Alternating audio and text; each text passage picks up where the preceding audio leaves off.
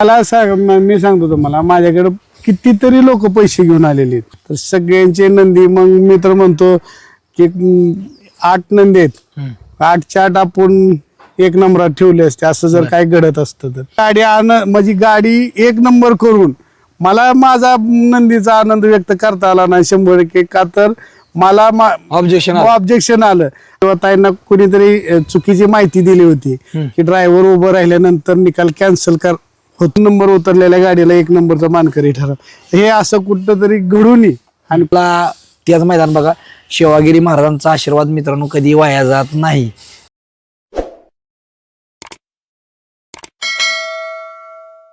मित्रांनो आपण आलोय आणि गणनिकीच्या राजानंतर हट्टी बैल. मित्रांनो बघा की हट्टी बैल मालकाचा ओपनच्या मैदानानंतर एक नाराजगी झाली, अडचणी आल्या मित्रांनो, पण सचिन मागचं पुढचं सगळं भरून काढलं मित्रांनो. ओपनला अडचण आली पण त्यानं जर आदतला त्यानं जर 2-3 नंबर केला असता तरी पण समाधान झालं नसतं, फॅन फॉलोविंगचं किंवा पण झालं नसतं किंवा आमचं पण झालं नसतं. पण त्याने 1 नंबर करून 1 नंबर केला आणि दाखवून दिलं की बाबा मी ओपन आणि आदतला राहिल्या बरोबरीत केलं. नाही खरं आहे ना भाऊ, त्यांनी त्याचं एक वैशिष्ट्य आहे, ज्या वेळेस मालकावर संकट असते किंवा त्याच्यावरती काय आणीबाणी येते त्यावेळेस तो तेवढ्याच ताकदीनं आणि तेवढ्याच म्हणजे त्याच्या जोरावर तो कधीच त्याचा हट्ट पूर्ण केल्याशिवाय मागे सरत नाही. आणि त्यांनी आतापर्यंतचे जेवढे पारंपरिक मैदान असतील, जेवढे मोठे मैदान असतील, त्या मैदानात त्यांनी त्याचा कधीच असं कमी होईल असं कुठलीच गोष्ट केली नाही. त्यांनी ज्या पारंपरिक मैदानाला, मोठ्या मैदानाला गेला त्या ठिकाणावरून मी म्हणतो गुलाल तरी त्यांनी 100% घेऊन आलेला आहे. आणि मित्रांनो ह्याच्यासारखा शहाणा आदतमध्ये पळायसाठी ह्याच्यासारखा शहाणा बैल म्हणजे आदत असताना आदतला घेऊन पळा देऊ म्हणजे. आणि आता तर तो शहाणा झालाय आणि त्यासाठी मला वाटतं कुठलं आदतचं मैदान असेल तिथं आदतसाठी आता तुम्ही प्रत्येक वेळा म्हणजे तुम्ही कुणाकोणाला देणार आहे, पण मोठ्या मैदानात तर आदतसाठी सगळ्यात टॉपचा बैल तर सचिन. खरंय, आजपर्यंत आपण बघितलं की आदतचा साज म्हणतो आपण, तर आज आदतचा साज ह्यांना आपण म्हणजे जगभरात त्या 2 नंदींनी त्यांचं नाव केलेलं आहे.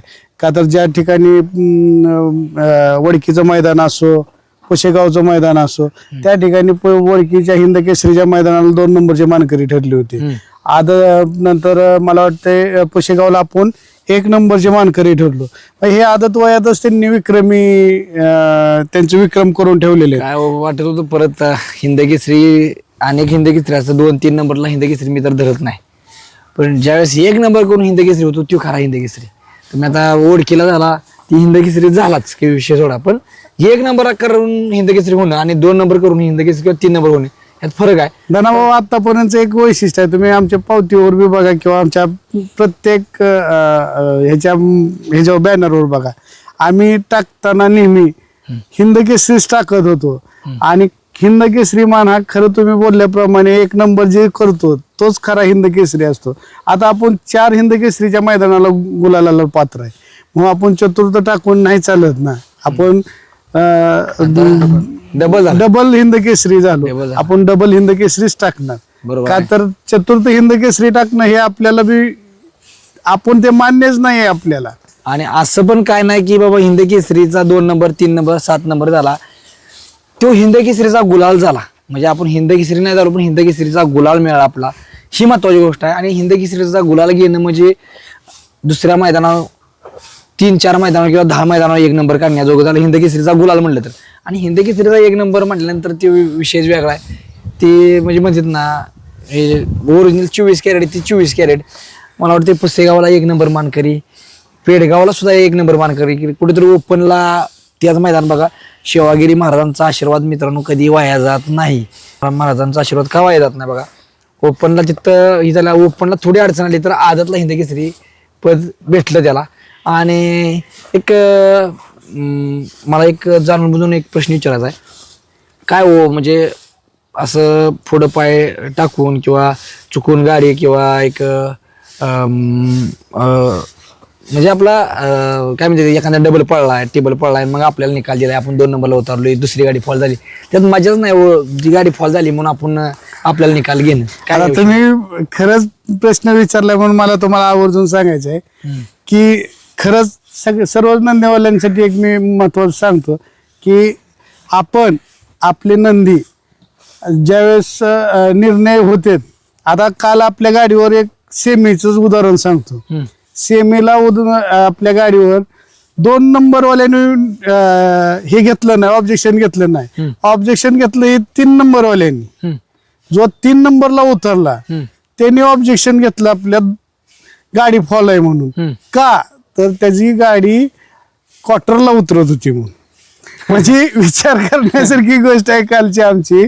आज खरंच तुमच्या माध्यमातून मला एक आवर्जून सांगायचं आहे की 3 नंबरच्या गाडा मालकांनी जर समजा माझ्या नंदीनं कुठं आमच्या नंदीवर कुठल्या आमच्या ड्रायव्हरनं आमच्या मुलाकडनं काय चुकून कृत्य घडलं असेल, पट्टीवर पाय असेल किंवा बाकीच्या काही गोष्टी असतील तर 100% ऑब्जेक्शन घेतलं तरी काय वाटणार नाही. परंतु आता गटाला सेमीला बी तोच प्रॉब्लेम आला आम्हाला आणि विशेष म्हणजे फायनललाही तो मोठा प्रॉब्लेम आला की काय आता फायनलला ड्रायव्हर एखादा उभा राहतो.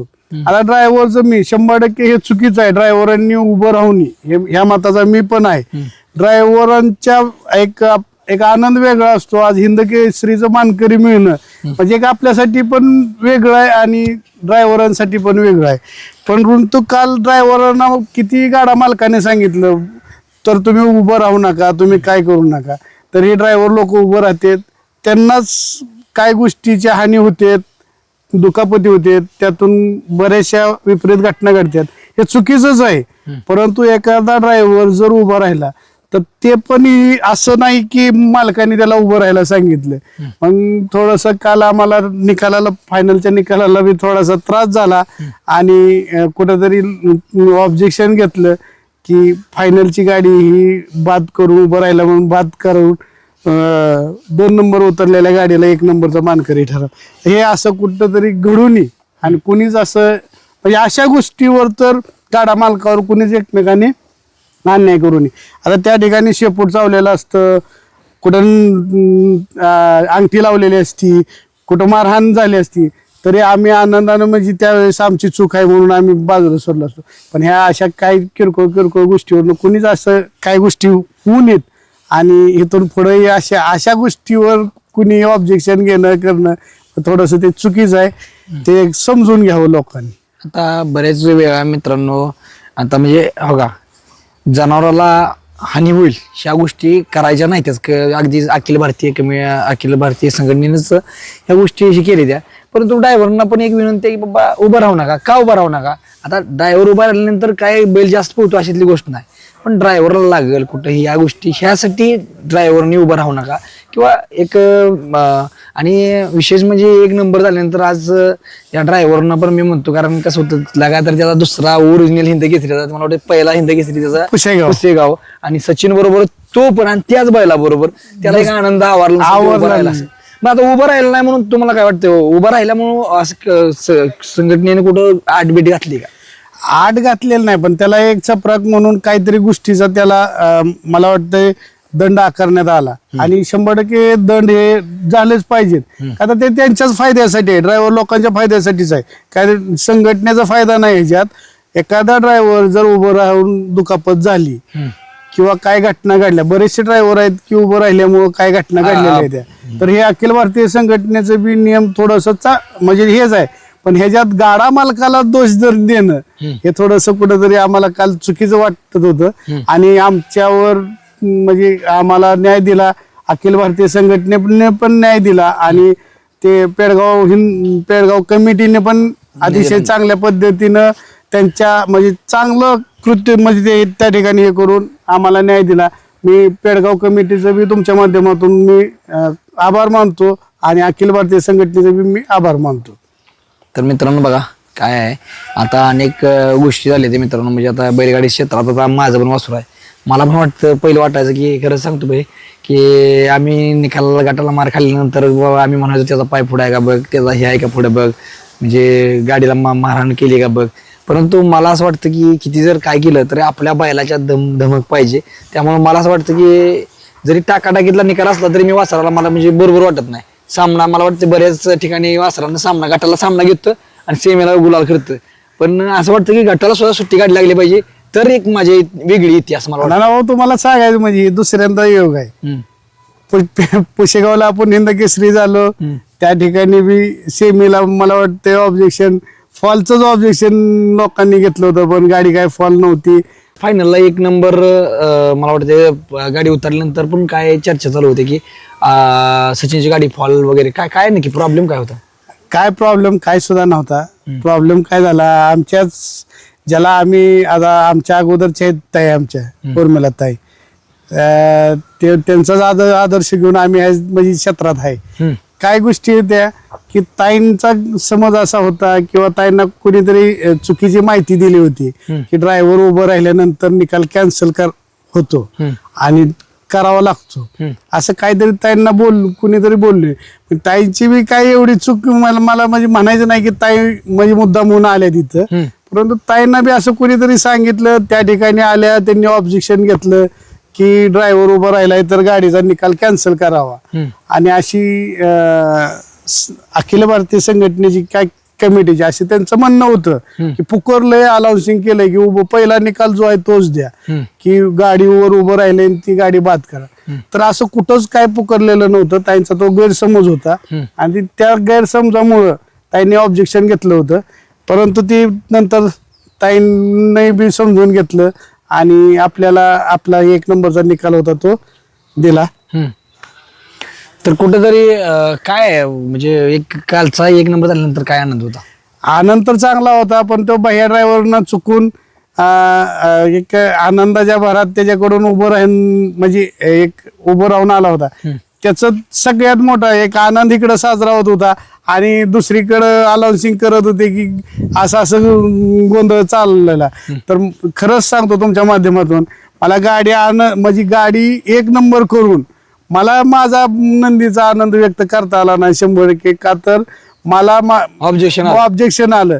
आज एवढ्या मोठ्या मैदानात ऑब्जेक्शन आलं, कुणालाही थोडीशी तरी जीवाला थोडस लागतं आणि त्या लागल्यामुळं मी गुलाल न घेता अगोदर पहिलं कमिटी जवळ होतो आणि कमिटी जवळ मला जाऊन बोलवल्यानंतर मी ड्रायव्हरला नेलं, त्या ठिकाणी दाखवलं.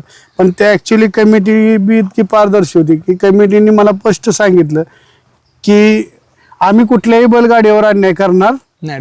ड्रायव्हरची चूक आहे, ड्रायव्हरवर आम्ही फाईन करू, ड्रायव्हरला आम्ही बंदी घालू ड्रायव्हरला, पण निकाल हा तुमचा कॅन्सल होणार नाही. आणि खरंच आम्हाला कमिटीचं मी ऋणी आहे. आम्हाला त्यांनी न्याय दिला आणि न्याय देऊन आम्हाला आमचा मान सन्मान आम्हाला चांगल्या पद्धतीने देत मिळाला.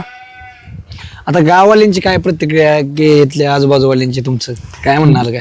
गाववाल्यांचं काय हो, नातेपुतेचं नाव सचिन जाईल त्या ठिकाणी जर सागर हॉटेल नातेपुते सागर हॉटेल पेक्षा नातेपुतेचं नाव निघते. आज नातेपुतेमध्ये फॅन फॉलोअर्स मला वाटत नाही जो बैलगाडी क्षेत्रात कधी आयुष्यात बघितलं नाही. असे कितीतरी आता कालच मैदानात कितीतरी लोक इथून जे म्हणजे मोठमोठे हॉटेल आहेत, मोठमोठे स्वीट होम आहेत किंवा कोणाचे म्हणजे बिझनेसमॅन बरेचसे मित्र कंपनी माझ्या मैदानात होती. तर का तर फक्त सचिनला पाहण्यासाठी झालते ना ती. आता अनेक लोकांचं म्हणणं होतं की ह्या बैलाचा कौल आलाय, त्या बैलाचा कौल आलाय. खरं हे तुम्हाला ह्या गोष्टी विश्वास आहे. आता काय गोष्टी असते म्हणजे हे विश्वास असता तर आम्ही लगेच त्यांच्या बरोबर गेलोच असतो घेऊन, परंतु काय नसतं. आपल्या बैलात धमक पाहिजे, आपल्या नंदीत धमक असली तर 100% सगळ्या साध्य होतं. परमेश्वराला एवढीच प्रार्थना करायची, आपलं मन स्वच्छ ठेवायचं, नीती चांगली ठेवायची आणि मैदानात जायचं, 100% यश भेटतं.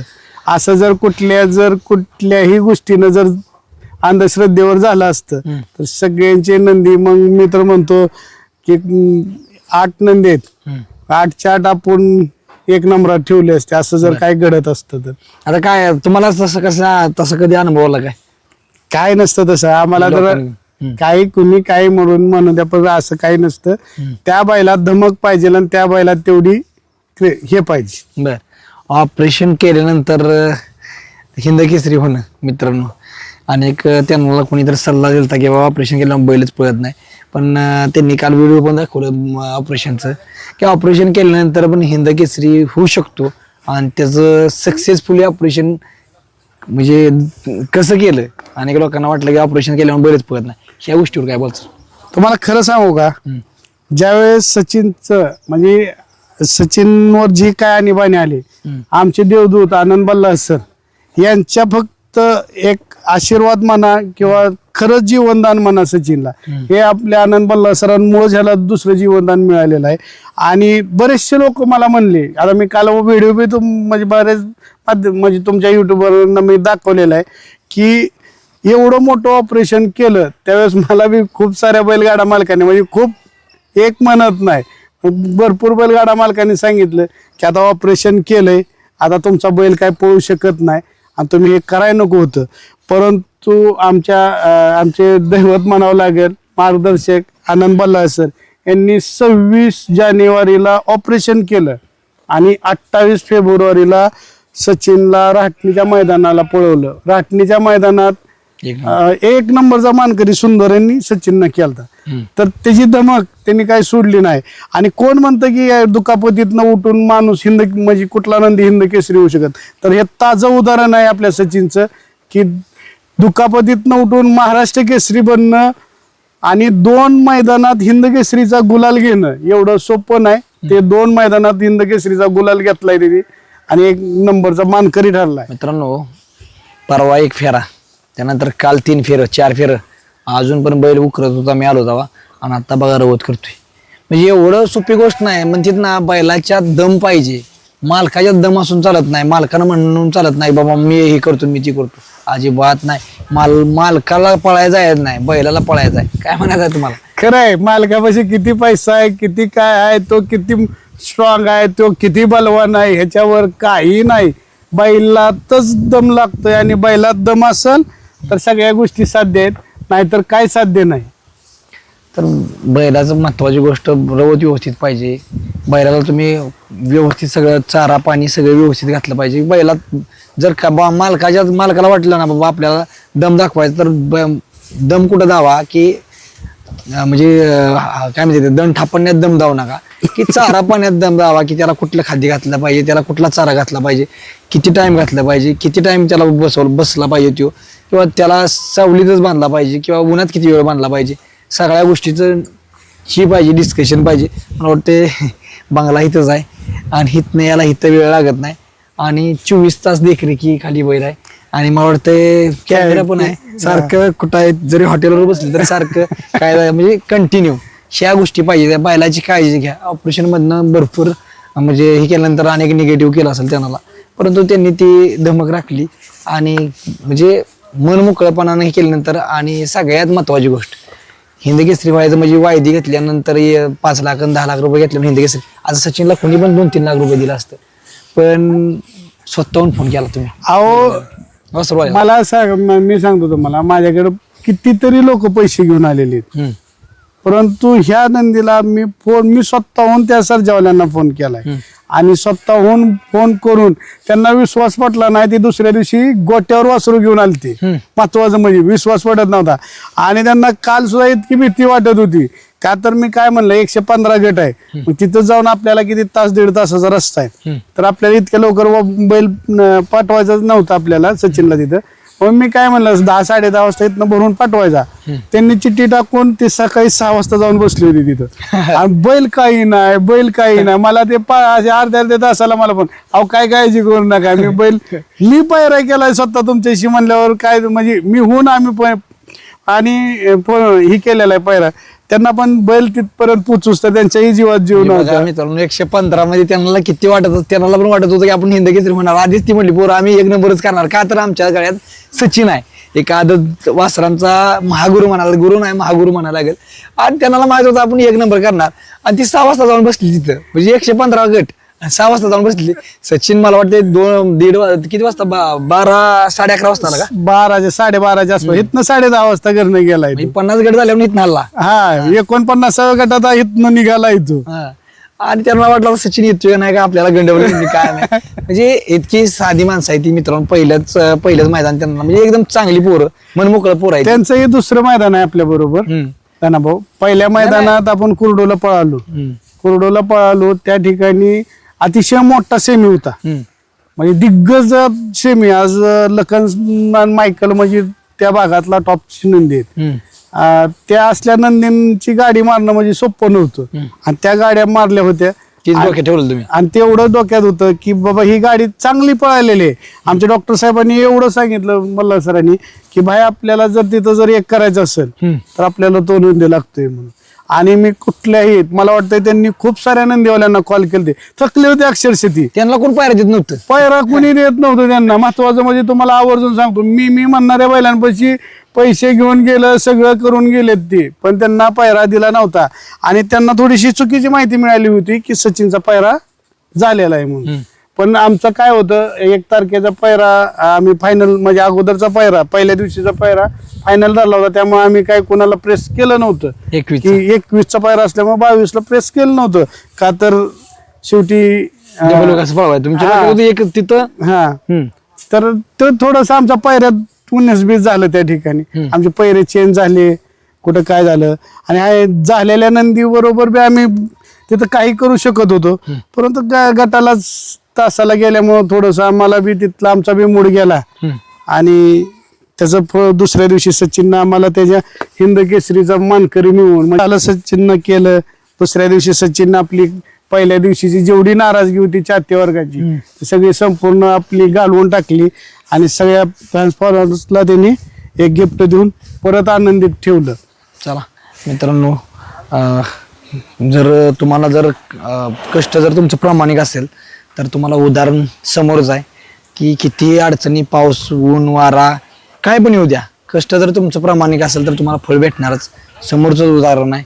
आणि मला वाटतं पहिल्यापासून आपण ह्या दावणीवर आहे.